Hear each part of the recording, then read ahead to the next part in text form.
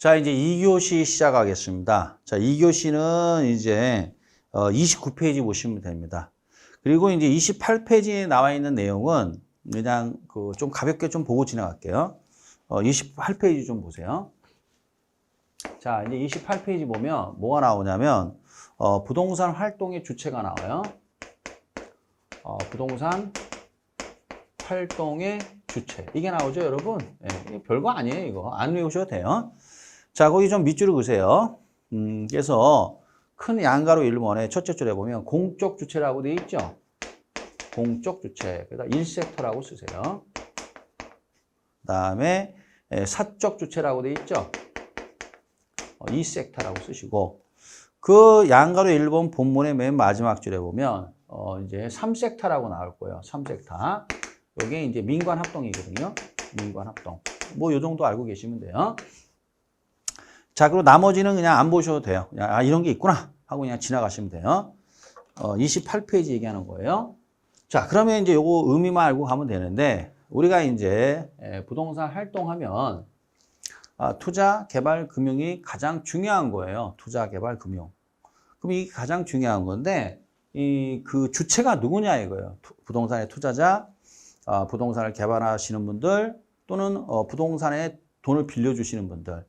이분들의 주체가 누구냐 이거예요. 민간이면, 사적이나 민간이랑 같은 말이에요. 민간이면 1섹터라고 해요. 2섹터. 민간 부분. 그 다음에 만약에 정부일 수도 있잖아요. 정부. 정부이면 우리가 그냥 공공이라고 그래요. 이제 앞으로 이제 연습을 좀 하셔야 되는데요. 공공이라는 건 여러분이 이제 공법을 공부하시면 뭐 시도지사, 국장, 뭐 시도지사, 대도시시장, 시장군수구청장 막 이렇게 나누는데요. 우리는 안 해요. 그냥 공공 그래요. 그냥 공공이 누구냐? 그럼 뭐야? 국가나 지자체나 공사. 이걸 우리가 퉁쳐서 뭐라고 그래요? 공공이라고 그래요. 공공하면 국가나 지자체나 공사. 퉁쳐서 공공. 공공이 주체일 수가 있어요. 그때를 이제 뭐라고 그래요? 1섹터라고 그래요. 그 다음에 이제 마지막으로, 이제 정부하고 민간이 같이 할 수 있어요. 공공과 같이. 그때는 뭐라고 그래요? 3섹터라고 그래요. 그러니까 따라서 이 활동의 주체가 투자자가 또는 개발업자가 또는 금융을 제공하는 자가 공공일 수도 있잖아요. 그렇죠? 공공. 그 다음에 이제 민간이 할 수도 있고, 그 다음에 같이 할 수도 있고. 근데 우리가 주로 하는 건 뭐야? 요거 민간. 요 부분 위주로 공부를 합니다. 주로 이렇게. 자, 이렇게 용어 정도 알고 계시면 돼요. 그래서 아무 말 없이, 부동산 활동의 주체가 누가 나와야 돼요? 민간이 나으셔요. 머릿속에. 중개업을 하실 건데, 중개업은 당연히 뭐야? 민간이잖아요. 민간. 이렇게 나오면 됩니다. 그리고 이제 29페이지 바로 볼게요. 자, 29페이지 보면 이제 뭐가 나오냐. 부동산 활동의 속성이라는 게 나오는데, 이게 뭐냐면, 이 자체는 시험이 잘 안 나와요. 나오면 뭐 난이도 하죠, 이거. 그러면 뭐냐면, 한마디로 부동산 활동을 전개하는 그 민간, 그러니까 예를 들어서, 중개업을 생각하시면 돼요, 중개업. 부동산 중개업 또는 뭐야? 감정평가업. 요거 생각하시면 돼요. 요거 생각하시면 됩니다. 중개업을 하는, 이 행위를 하는 이 중개업자. 요거 감정평가업자. 요거 얘기하는 거예요, 요거. 자, 이분들은 소위 얘기해서 부동산 전문가죠. 그렇죠? 이 부동산 전문가는 당연히 이런 내용들을 인식하고 이제 부동산 활동을 전개한단 말이에요. 중개라는 활동, 감정평가라는 활동을 당연시 이렇다라는 걸 알고 이제 뭐야? 전개를 해요. 그걸 속성이라고 그래요. 제일 먼저 나온 게 이제 과학성과 기술성이 나왔죠. 그 과학성과 기술성 보겠습니다. 29페이지. 자, 거기 뭐 하냐? 읽어드릴게요. 동그라미 1번. 과학성이란 부동산 활동을 체계화된 지식으로 관점으로 이해하는 것이고, 그 기술성이란 원리를 실무에 응용하는 관점에서 이해하는 것이다. 그래서 과학성과 기술성은 뭐야? 양면성을 띈다. 그게 나왔어요. 뭐 어려운 내용 아닙니다. 편안하게 보면 이 전문가는 과학성과 기술성을 동시에 갖춰야 된다는 얘기예요. 이 얘기예요. 과학성이라는 건 뭐야? 이론과 원리입니다. 이론과 원리. 기술성이라는 게 뭐예요? 경험이에요, 경험. 그러니까 전문가가 되기 위해서는 이런 원리뿐만 아니라 경험까지도 쌓아야 된다 이 얘기입니다. 이게 너무나 당연한 얘기 아닙니까? 그래 당연한 얘기죠. 아니 공인중개사 시험에 합격했다고 이게 바로 이게 중개업을 뭐 이렇게 중개를 능수능란하게 할 수는 없잖아요. 이게 뭐가 필요해? 경험이 필요한 거죠. 그래서 감정평가업도 마찬가지고 의사도 마찬가지죠. 의대 나와서 의사 시험 합격했다고 뭐 베테랑 의사가 되는 건 아니잖아요. 뭐가 필요하죠? 이게 필요하죠. 이게 그러니까 두 개를 다 갖춰야만이 뭐다? 전문가다. 이런 뜻입니다. 이게 바로 과학성과 기술성이에요. 그 다음에 이제 29페이지 보면 2번에 사회성, 공공성, 사익성 이게 나왔는데 이게 뭐냐면 여기 요거 이제 요거 하는 겁니다. 자, 요거 하는 건데 이 부동산 상품은 부동산은 뭐가 있냐면 조금 말이 좀 어려운데요. 공공재 성격과 민간재 성격을 동시에 띠고 있어요. 이렇게 좀 말이 어렵죠. 그래서 이제 그냥 그러니 하세요, 여러분. 그래서 다 갖고 있기 때문에 우리가 이제 뭐냐면은 이게 정부의 이제 뭐예요? 정부의 시장 개입을 초래합니다. 이게 그래서 좀 어렵게 얘기하면은 그래서 이제 정부가 시장에 개입할 수밖에 없어요. 그럼 정부가 시장에 개입할 때는 사익을 추구하는 게 아니라 뭘 추구하죠? 공익을 추구한단 말이에요. 공익을 위해서 어떻게 해야 돼요? 정부가 시장에 개입합니다. 만약에 민간재라면 잘 개입을 안 해요. 근데 공공재적 성격이 강하기 때문에 그래요. 왜 그런 거냐? 그거는 이제 지금은 놔두시고요. 설명하면 또 장황해져요, 여러분. 그래서 이제 우리가 정책을 배우다 보면 이제 깨닫게 됩니다. 그래서 이제 특히 이 토지와 주택이에요. 그래서 예를 들어서 이런 얘기예요. 상가나 또는 오피스텔, 업무 시설이죠. 이런 거는 규제가 심하지 않아요.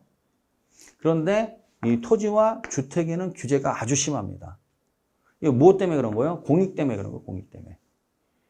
그래서 이제 예를 들어서 이런 얘기예요. 만약에 종부세라는 거 한번 들어보세요. 종합부동산세.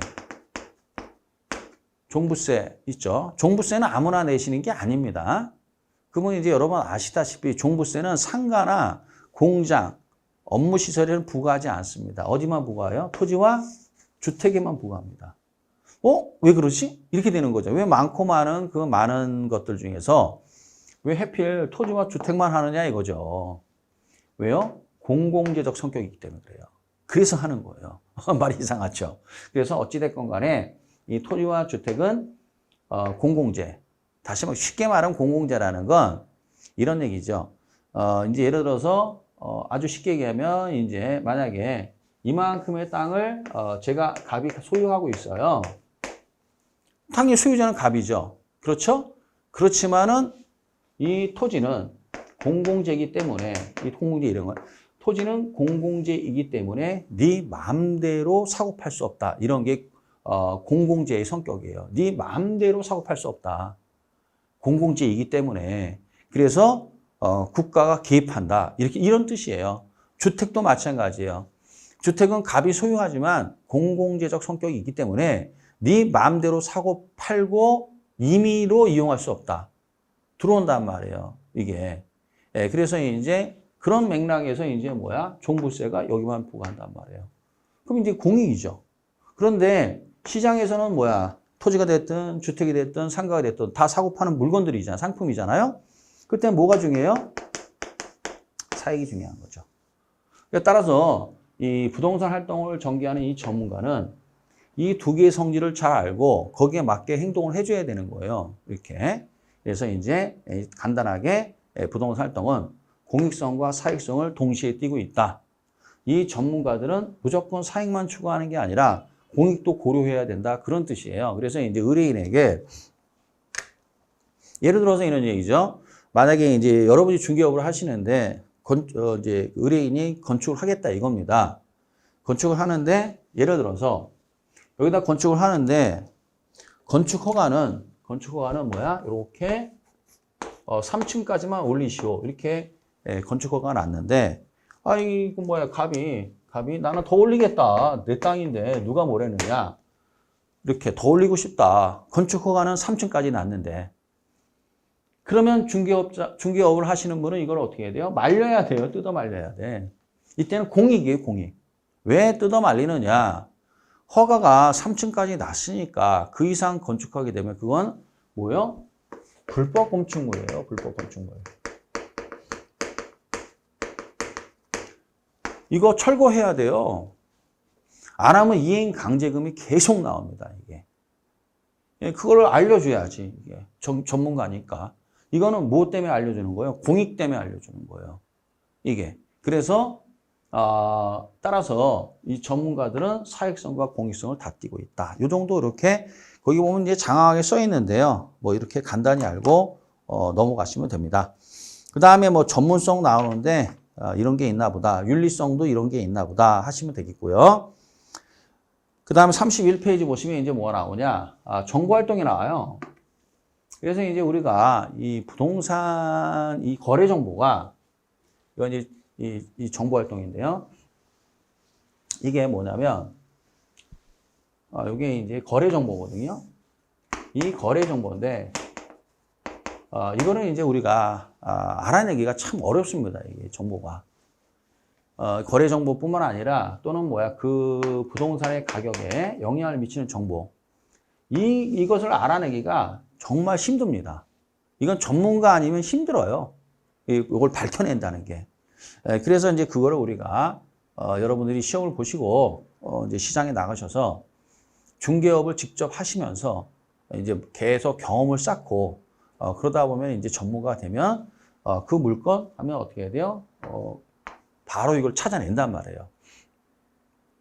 그래서 우리는 정보가 중요한 건데 여기서 말하는 정보라 막연한 정보가 아니라 가격에 영향을 미치는 정보 또는 거래 정보를 얘기하는 겁니다. 이거는 이제 쉽게 알아내기가 힘들어요. 이게 복잡합니다. 이게 굉장히 의외로. 그래서 이 전문가는 이거를 할 수 있죠. 이거를 그죠? 이거를 분석해낸단 말이에요. 그리고 당연히 뭘 받아야 돼요? 대가를 받아야죠. 대가가 뭡니까? 중개 수수료예요. 중개 수수료를 받는다 이거지. 이 정보를 분석을 하고 의뢰인에게 이러한 물건의 내역이 이렇다. 정보를 제공하고 이건 위험하다. 물건 자체가 위험하니까 전세의 대상이 되기는 곤란하다. 아니면 이거는 안전한 물건이다. 그러므로 이 정도 전세 보증금은 합당한 보증금이다. 라고 이 정보를 분석해서 이 전문가가 제시하는 거죠. 근데 이제 그 세입자가 계약을 하게 되면 당연히 대가를 받는 거죠. 이렇게. 그래서 우리는 뭐예요? 정보활동이다. 이렇게 표현하고. 그 다음에 이제 이렇게 간단히 보시면 되겠습니다. 그 다음에 이제 32페이지 보십시오. 32페이지 보면 이제 뭐 하나 대인 활동이며 대물 활동이다. 이게 당연한 거죠. 우리는 인간을 대합니다. 매도인, 매수인, 임대인, 임차인. 그렇죠? 그리고 어떻게 돼요? 예를 들어서 이제 임대인이 건물을 내놓으면 부동산을 내놓으면 이걸 임장이라고 그래요. 임장. 임장이 뭐냐면 장소에 임한다. 이걸 쉽게 말하면 현장 답사라고 하죠. 현장 답사. 현장에 간다. 현장 답사를 한단 말이에요. 그래서 중개업자가 중개업을 하시는 분이 뭐 개공이 될 수도 있고 소공이 될 수도 있겠죠. 개업공인중개사나 소속공인중개사가 직접 어떻게 해야 돼요? 그 물건지에 갑니다. 물건지 가서 물건을 보고 눈으로 확인을 해요. 이걸 뭐라고 그래요? 임장활동을 합니다. 그래서 이제 그 물건을 보고 남향이냐 북향이냐, 도시가스 들어오느냐 안 들어오느냐, 몇 층이냐, 그 다음에 이제 실평수가 몇 평이고, 그 다음에 시공 상태는 어떻고 도배장판은 돼 있느냐 안 돼 있느냐. 이제 그만할게요. 이런 걸 합니다. 이게. 그러니까 이건 무슨 활동이에요? 대물 활동이죠. 그래서 우리는 이 중개업을 하시는 분은 이 대인 활동과 대물 활동을 동시에 다 하는 거고요. 그 다음에 당연히 현장에 가야 되기 때문에 이거 부동성 때문에 그래요. 부동성 움직이지 않는다. 이 부동성 때문에 우리는 어떻게 해야 돼요? 갈 수밖에 없어요. 그래서 우리는 부동산 활동의 요 전문가들은 임장 활동을 하게 됩니다. 자, 그 다음에 이제 공간 활동이라는 게 뭐냐면 거기다 좀 쓰세요. 공간활동에다는 페이지 57이라고 쓰세요. 57페이지 쓰세요, 일단. 쓰셨나요? 거기에 뭐라 쓰냐면 민법 제 212조 라고 쓰세요. 민법 제 212조 쓰세요. 민법 제 212조 쓰셨어요? 그래서 이제 우리가 3차원 입체 공간이에요. 우리는 3차원 입체 공간을 다룹니다. 전문가들은. 그래서 여러분들이 요거 3차원 입체 공간은 이제 뒤에 나오니까 그때 이제 언급을 할게요. 자, 그다음에 벨의 장기성은 뭐냐면 거기 보시면 이제 벨의 장기성에 동그라미 1번에 영속성에다 밑줄 그으세요. 뭐라고요? 영속성. 밑줄 그으셨어요? 그리고 거기다가 이용의 비가역성 하나 더 쓰십시오. 뭐 하나 더 쓰라고요? 이용의 비가역성 하나 더 쓰세요. 쓰셨습니까? 자, 그럼 이게 무슨 말이냐? 벨의 장기성이라는 게 뭐냐면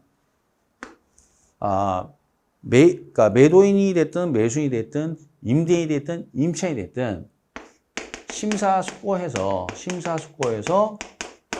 결정을 해라 그런 얘기예요. 매매가 됐든 전월세가 됐든 뭐가 됐든 심사숙고해서 결정을 해라 이런 뜻이에요. 그래서 어떻게 해야 돼요? 이제 전문가들이 어떻게 해야 돼요? 다양한 정보를 제공하고 그 다음에 스스로 결정하십시오 그런다고요. 이게 심사숙고해서 결정해라. 왜? 첫째, 한번 결정하면 번복할 수 없다 이거예요. 가역이 뭐냐면 뒤집어질 역에 가능할 가짜예요. 가역이라는 것은 번복할 수 있다는 얘기예요. 근데 안에 B자가 붙었죠? 번복할 수 없다는 얘기예요. 한번 이용을 또는 매입을 매각을 결정하면 번복하기가 쉽다 어렵다?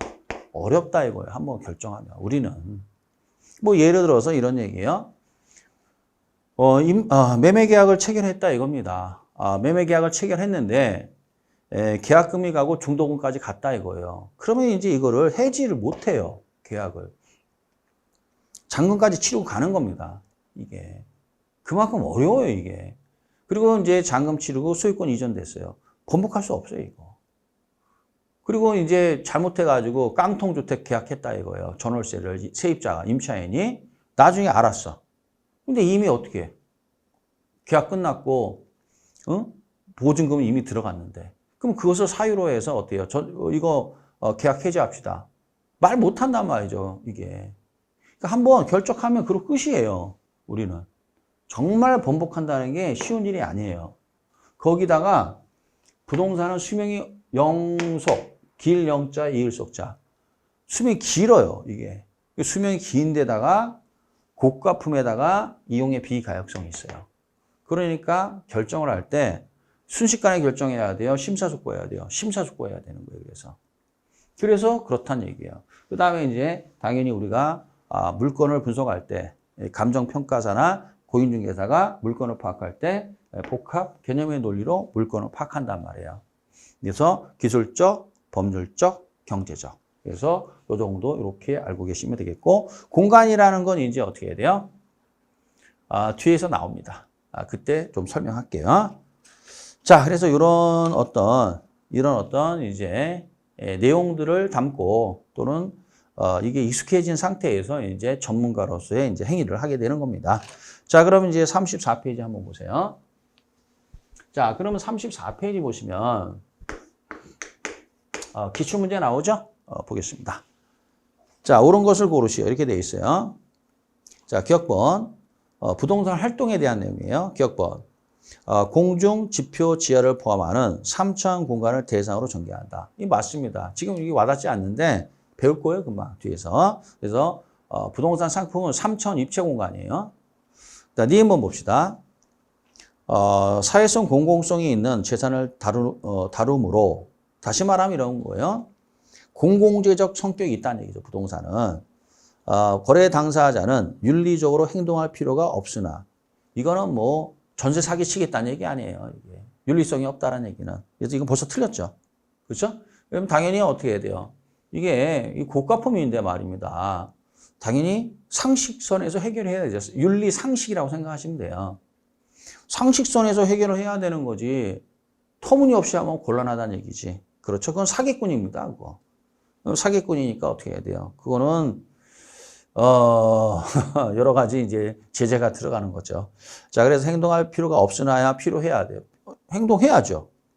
윤리적으로 행동해야 돼요. 그래서 니은번이 틀렸다. 그 다음에 디귿번 보세요. 일반적으로 일반 소비 상품을 대상으로 하는 활동과는 달리 장기적 배려하에 결정되고 실행된다. 여기 이제 배려의 장기성 이거 얘기하는 거예요.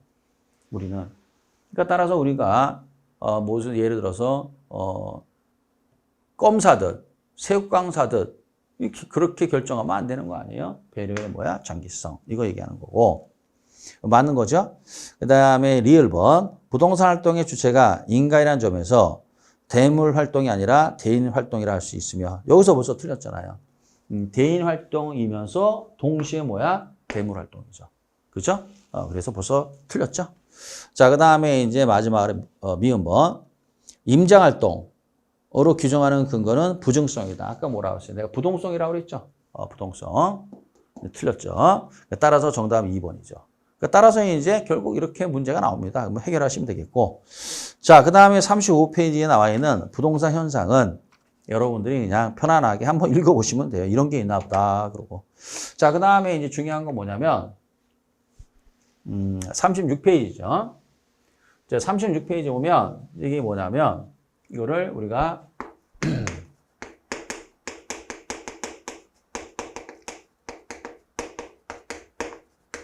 복합 개념의 부동산이라고 그래요. 복합 개념. 그러니까 따라서 이제 토지를, 그러니까 부동산 하면 토지가 이제 주된 거니까 이 토지를 어떤 관점에서 인식할 거냐, 어떤 관점에서 인식할 거냐에 따라서 뭐 말 그대로 기술적, 경제적, 법률적. 그러니까 복합 개념이라는 게 뭡니까? 기술적, 법률적, 경제적. 이렇게 나누는 거 아니에요. 그러면 결국 토지가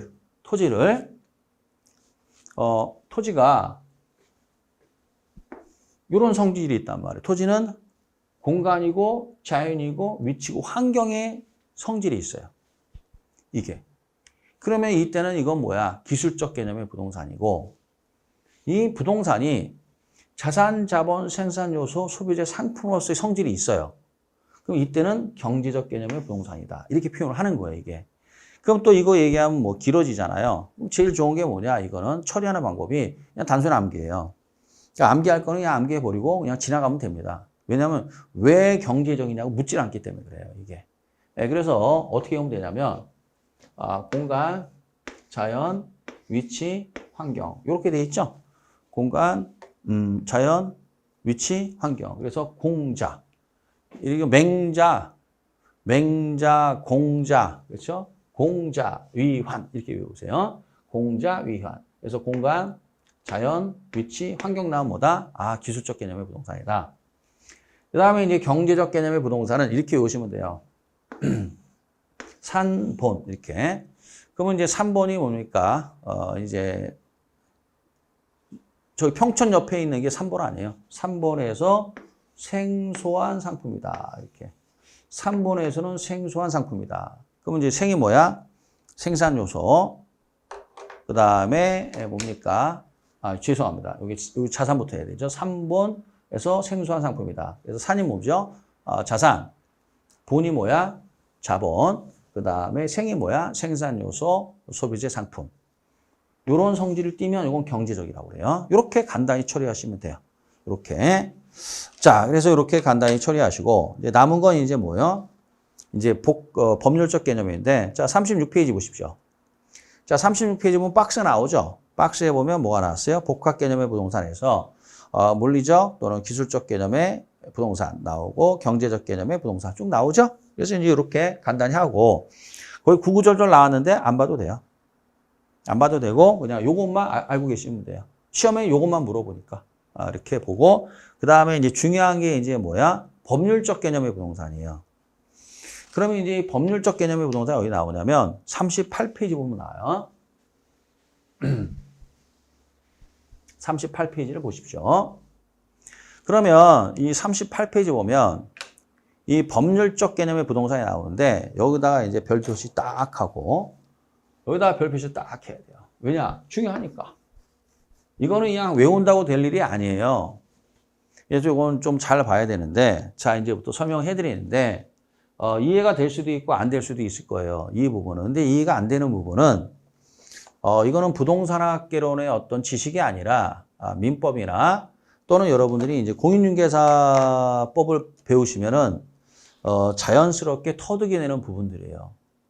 그러니까 이런 부분들을 왜 공인중개사법이나 민법에서 내지 왜 이쪽에서 자꾸만 내느냐 이거예요. 내는 걸 어쩌겠습니까? 이걸. 그러니까 따라서 이거는 어떻게 해야 돼요?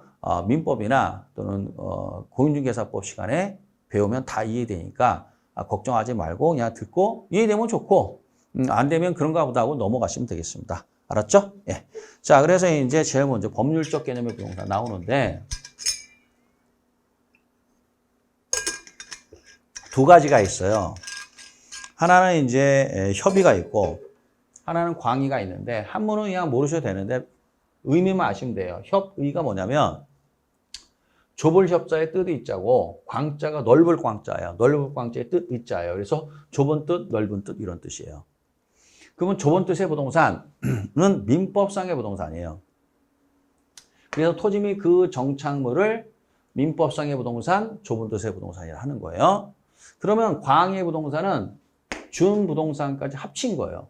합치면 광의 부동산이 되는 겁니다. 그래서 이제 이렇게 정리를 해요. 그러면 자, 38페이지 보세요. 38페이지 보면 왜 이제 협의 부동산에 보시면 본문에 보시면 민법 99조 1항이라고 나왔죠? 토지 및 그 정착물이라고 나오잖아요. 그래서 이걸 민법상의 부동산이라고 해요. 왜요? 민법에서 규정하고 있으니까. 그 다음에 이제 동산이 나오죠. 동산은 2항에 보면 나와요. 이외의 물건은 동산이다. 라고 민법에서 규정하고 있단 말이에요. 그래서 민법상의 부동산이라고 표현합니다. 이걸. 자, 그러면 여기서 토지와 이제 정착물의 정의를 내려야 되는데 자, 거기 동그라미 1번 보세요. 토지 소유권의 범위 나오죠? 토지 소유권은 정당 이익이 있는 범위 내에서 토지 어디에 미친다? 상하에 미친다. 이건 조금 이따 할게요. 이제 민법 제 212조의 내용이 되는데 자, 그래서 여기다가 좀 쓰셔야 될 것 같습니다. 거기 보면 이거 좀 쓰세요. 그 옆에다가 뭐라 쓰냐? 지번이 부여된 일필지. 자, 뭐라고요? 지번이 부여된 일필지라고 쓰세요. 자, 그럼 이거 좀 쓰셨죠? 자, 그러면 이제 토지 하면은 앞으로 토지 하면 지번이 나와야 돼요. 땅지자, 번호번자. 그리고 일필지라는 개념이 나와야 돼요. 우리가. 그래서 이제 앞으로 필지가 뭐냐? 죄송하지만 이거는 여러분들이 이제 그 공시법 시간에 배워요. 공시법에서 지번이 뭐고 필지가 뭐고 다 배웁니다. 그 시간에 배우시면 되겠고 모든 토지는 지번이 있어요. 그래서 우리가 지번을 모르면 그 물건 분석을 할 수가 없어요. 그래서 제일 먼저 뭘 알아야 돼요? 지번이라는 걸 알아야 됩니다. 이걸 모르면 어떻게 해야 돼요? 할 수가 없으니까. 그래서 우리가 예를 들어서 여기가 방배동이거든요. 여기 이제 여기가 촬영하는 데가. 그러면 방배동 100번지 이렇게 지번이 나와야 돼요. 그러니까 우리가 이 하나를 한 필지가 되는 거고 필지가 되고 요게 민법에서 말하는 토지가 되는 거예요. 여기서 말하는 토지라는 거. 알겠죠? 그래서 토지 하면 뭐가 나와야 돼요? 기본서본 장황하게 써 있는데 토지 하면 뭐가 나와야 돼요? 지번이 부여된 일필지를 우리는 토지라 하는 거예요. 자, 그걸 토지를 하고 그 다음에 이제 그 밑에 뭐가 나왔느냐? 정착물이 나와요. 정착물. 자, 36페이지. 그 정착물에 뭐가 나와요? 범위가 나오죠. 거기 보면 이제 거기도 이제 막 써 있는데 여러분들이 이제 뭘 좀 보다 하냐면은 좀 이렇게 쓰시는 게 나을 것 같아요. 이 정착물 옆에다 뭐라 쓰냐면 토지상의 항구조로 부착된 물건 이렇게 쓰세요. 죄송합니다. 쓰라 해서 뭐라고요? 토지상의 항구조로 부착된 물건 이렇게 쓰십시오. 토지상의 항구조로 부착된 물건. 요거를 우리가 뭐래? 이 토지상에 항구적으로 부착된 물건을 뭐라고 그래요? 이거를 우리가 정착물이라고 그래요. 여기서 중요한 말이 뭐냐면 여기 항구적이라는 거, 항구적. 이게 항구적이라는 게 영원하다는 얘기죠. 그럼 이거의 반대말이 뭐예요? 반대말이 일시적이죠. 그럼 일시적이 되면 이건 동산이 되는 거예요. 근데 항구적이다. 그럼 정착물이에요. 그러면 이제 이게 동산이냐 정착물이냐 시험에 자꾸 물어요. 그럼 일단 이게 항구적이냐 일시적이냐 이걸 보면 되는 거예요. 자, 그럼 이제 설명할게요. 자, 그러면 일단 우리가 민법상의 부동산인데 그럼 어떤 토지가 있다. 그럼 뭐 아까 설명했죠. 요게 서초구 방배동 집원 100번지다. 그러면 이제 확정이 된 거예요, 이게. 그러니까 우리가 물건을 취급을 하기 위해서는 확정 또는 특정시켜야 되는 거예요. 이걸 확정한다, 특정한다 그래요. 확정, 특정이 되지 않으면은 애매해지거든, 이게. 이게 확정, 특정을 하기 위해서는 뭐예요? 지번이 나와야 돼요. 방배동, 서초구 방배동 100번지. 그 확정이 딱 된단 말이에요. 특정됐죠, 이제. 특정이 되면 이 등기부를 열람을 하면 지금 현재 소유자가 나와요. 소유자가 뭐야? 지금 갑이다. 이렇게 되는 거예요. 갑이다. 특정이 됐죠, 이제 이렇게. 자, 됐고. 그 다음에 이 정착물이라는 게 뭐냐? 한마디로 얘기해서 토지상에, 토지가 아닌 거죠. 동산이죠. 토지상에 어떻게 붙어 있어야 돼요? 항구적으로 토지에 붙어 있으면 요거를 우리가 뭐라고? 요거를 우리가 지울게요. 방배동 지울게요. 헷갈리겠네. 요거를 우리가 항구적으로 붙어 있잖아요. 붙어 있는 걸 뭐라고 그래요? 요거를 정착물이다. 정착물이 뭐냐면 정할 정자에 부착할 착자예요. 붙어 있다 이거예요. 붙어 있다. 정착. 붙어 있다. 이런 뜻이에요. 부착 같은 말이에요. 정착이나 부착이나. 그래서 정할 정자에 붙을 착이니까 접착제 할 때 착자예요. 그래서 부착돼 있다. 물건이다. 이런 얘기죠. 정착물이다. 이런 얘기야. 그러니까 토지에 항구적으로 붙어 있어야만 이게 정착물이 되는 거예요. 요거 이해됩니까? 그래서 토지 및 그 정착물을 뭐라고 그래요? 부동산이라 한다. 이렇게 정의를 내리는 거예요. 오케이? 자, 됐습니다. 그러면 정착물로 들어가요. 정착물로 들어가는데 지금 정착물로 판단이 되면 토지는 이제 방배동 100번지예요. 정착물로 판단되면 원칙이 뭐냐면 원칙은 토지의 일부예요. 이 토지의 일부를 다른 말로 종속 정착물이라고 그래요. 그래서 이제 39페이지 보면 맨 위에 보면 니은본의 종속 정착물이라고 나오죠. 거기다 원칙이라고 쓰세요. 뭐라고 쓰라고요? 원칙이라고 써요. 쓰셨어요? 예. 자, 쓰고. 그 다음에 36페이지 내려오면은, 38페이지죠. 38페이지를 보시면, 요 38페이지 보시면, 거기 보면 독립정착물이라고 되어 있을 거예요. 독립정착물. 그 기억번 되어 있죠? 38페이지, 그 2번 정착물의 범위에 기억번에 독립정착물이라고 되어 있죠? 거기다 거기 예외라고 쓰세요. 뭐라고요? 예외. 원칙과 예외가 있는 거예요. 이렇게. 자, 쓰셨습니까? 예, 그럼 이제 정리하겠습니다. 잘 들으셔야 돼요. 헷갈립니다, 이거. 자, 무슨 얘기냐? 다시 일로 돌아와서 정착물로 판단되면 그 요건이란 말이에요, 요건. 요건은 딴 게 아니에요. 요건은 토지상에 항구적으로 정착, 부착되어 있으면 정착물이 되는 거예요. 일시적이면 뭐가 돼요? 동산이에요, 그건. 동산. 정착물 아닙니다. 그래서 그렇게 딱 개념을 잡고 계셔야 돼요. 그러면 정착물로 판단되면 원칙이 뭐냐? 토지의 일부이다. 이걸 다른 말로 뭐라고 그래요? 종속 정착물이라고. 종속돼 있다. 어디에? 토지에 종속돼 있다 해서 종속 정착물이라고 그래요. 그럼 이 땅에 뭐가 있어요? 이렇게 나무가 있단 말이에요. 이렇게. 나무가 식재돼 있다. 그렇죠? 그럼 이 나무는 누구 거냐 이거죠. 이 얘기예요, 지금. 이 나무는 누구 거요? 갑거지 누구 거예요, 이게. 왜요? 정착물이잖아요. 왜요? 토지상에 항구적으로 붙어 있잖아. 그러니까 나무는 누구 거다? 갑 거다가 이게 토지의 일부이다 또는 종속 정착물이다 이렇게 얘기하는 거예요. 이게 원칙이에요, 원칙. 이게.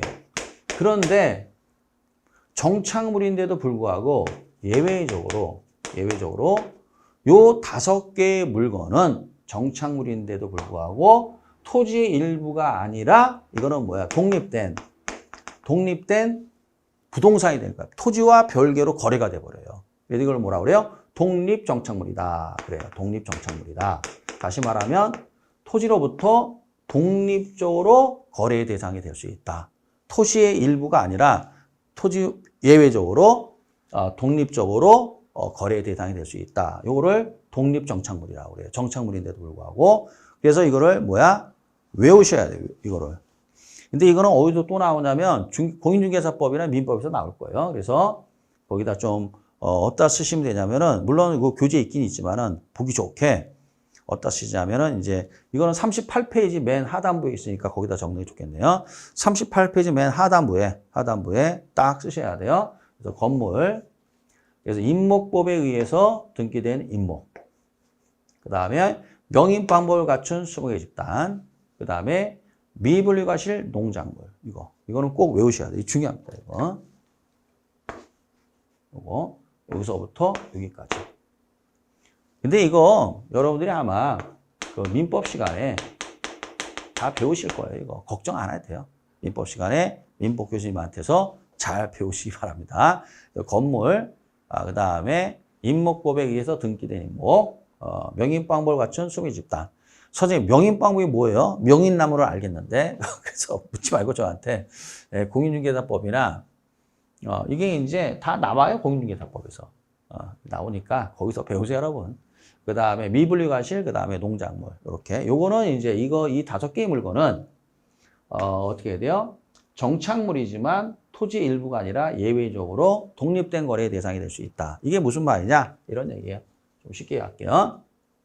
요걸 좀 치우고. 땅은 갑땅이에요. 갑땅인데 이 임목들을, 나무 임목들을 여기다가 이만큼을 묶어 갖고 이 을이 요거 그 다음에 요거를 갑이 임목법에 의해서 등기했단 말이에요. 임목법에 의해서 등기를 딱 했어요. 요 부분만, 요 나무만. 그럴 수 있거든요. 그러면 요거는 뭐야? 임목법에 의해서 등기된 뭐야? 임목이 되는 거야. 등기된 임목. 여기 딱 됐단 말이에요. 이거 왜 그러냐? 이유가 있어요. 그럼 이건 당연히 이제 뭐가 되는 거예요? 독립정착물이 돼요. 아까는 뭐였어요? 독립정착물이 아니라 종속정착물이었죠. 그러니까 이 나무는 누구 거였어요? 갑 거죠. 그런데 갑이 어떻게 해야 돼요? 임목법에 의해서 요만큼 등기해버렸단 말이에요. 임목을. 그러면 이제 이거는 독립정착물이 돼요. 그래서 어떻게 할 수 있느냐? 요거를 갑이 다시 어떻게 해요? 을에게 양도를 할 수 있단 말이에요. 이렇게. 양도하는데 요 나무만 양도하는 거. 토지원은 별개로. 그게 독립정착물이에요. 자, 그러면 다시 정리해보면 이렇게 돼요. 자, 만약에 요 임목을 갑이 이제 등기하지 않았어요. 그냥 그 상태야. 그럼 정착물이죠. 그러면 이 상태에서 이 나무만 양도할 수 있느냐? 을에게 양도할 수 있느냐? 없습니다. 왜 양도를 못하느냐?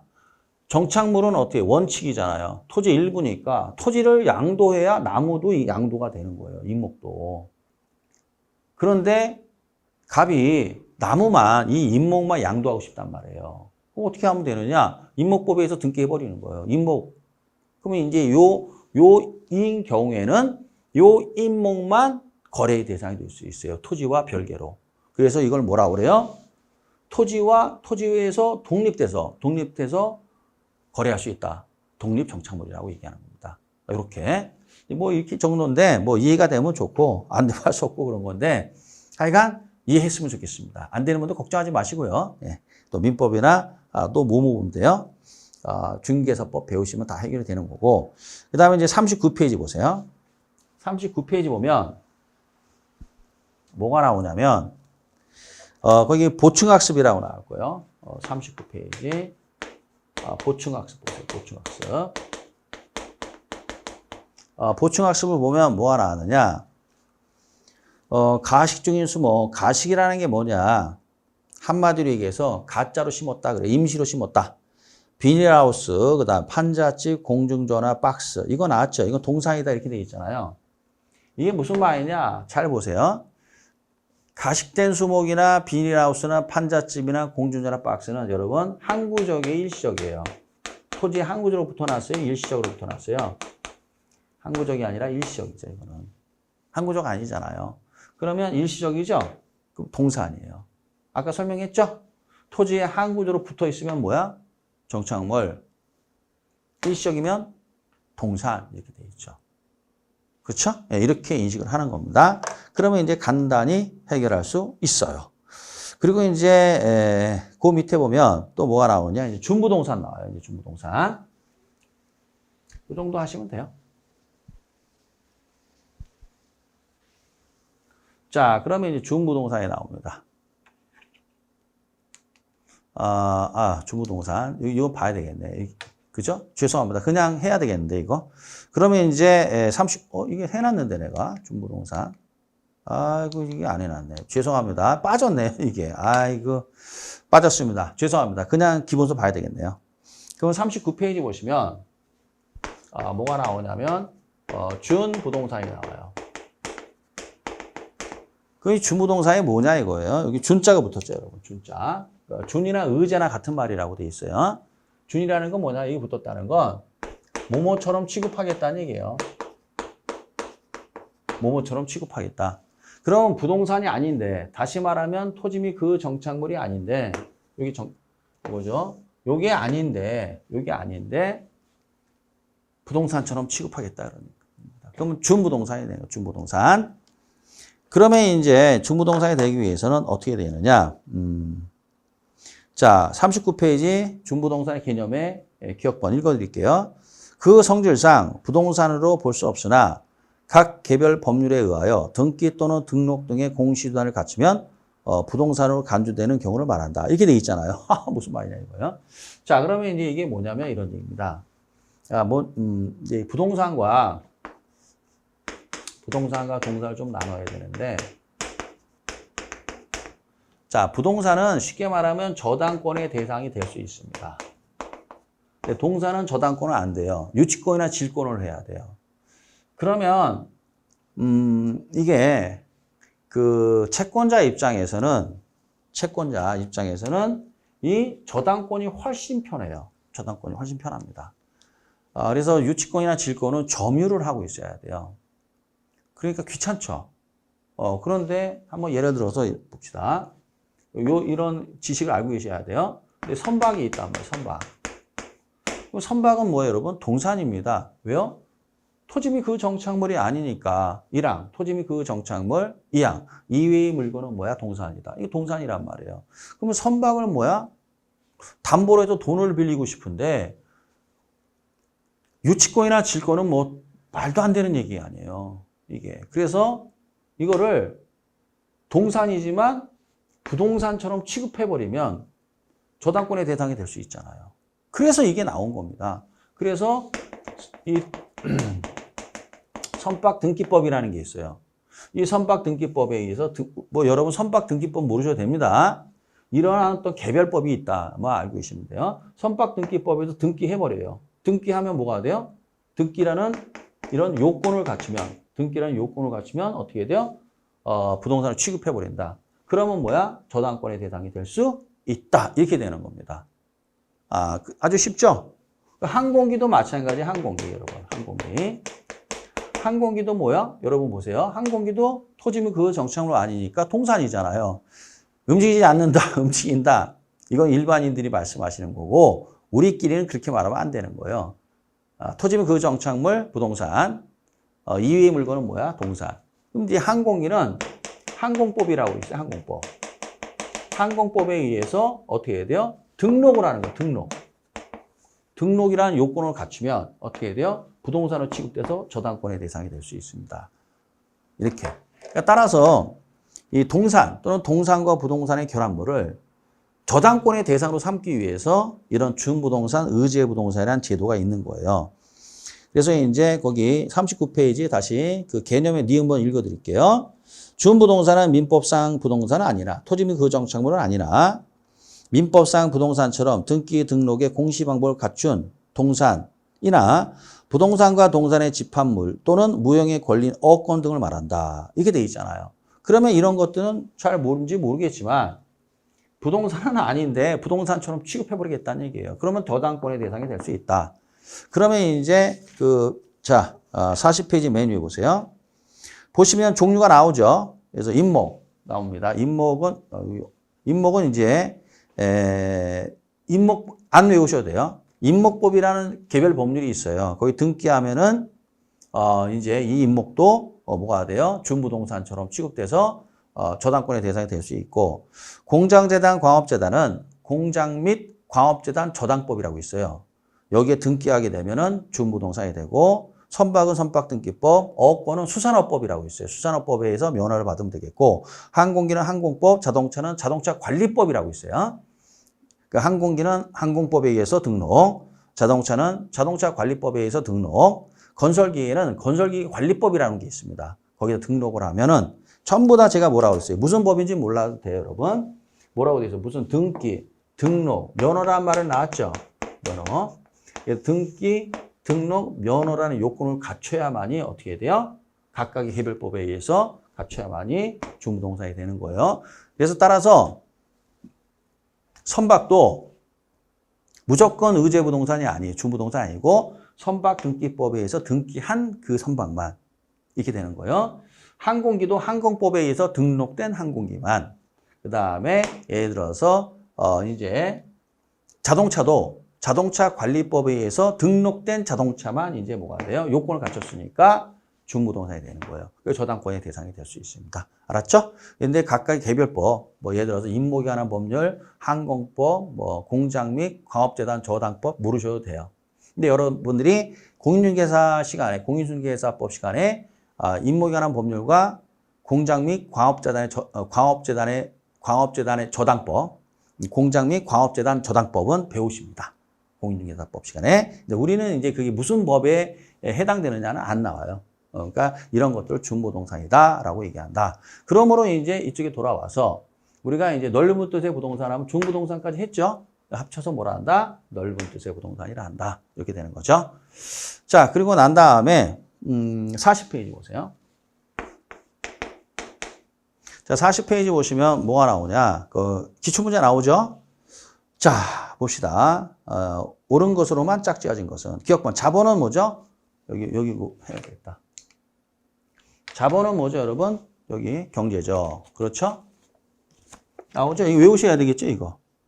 그 다음에 이제 소비재는 뭐야? 경제죠. 공간은 뭐야? 기술적. 생산 요소는 경제적. 자연은 기술적. 비읍은 뭐야? 그러니까 기술적이나 물리적이나 같은 말이에요. 비읍의 자산은 뭐야? 경제적. 위치는 뭐죠? 기술적 또는 물리적. 기술적이라는 건 물리적을 포함하는 거예요. 이렇게 이건 보세요. 이 문제 보니까 단순 암기죠? 그래서 제가 외우는 대로 외우시면 되겠습니다. 알았죠? 자, 그래서 2교시는 이제 여기까지 하고 잠시 쉬었다 또 진도 나가도록 하겠습니다.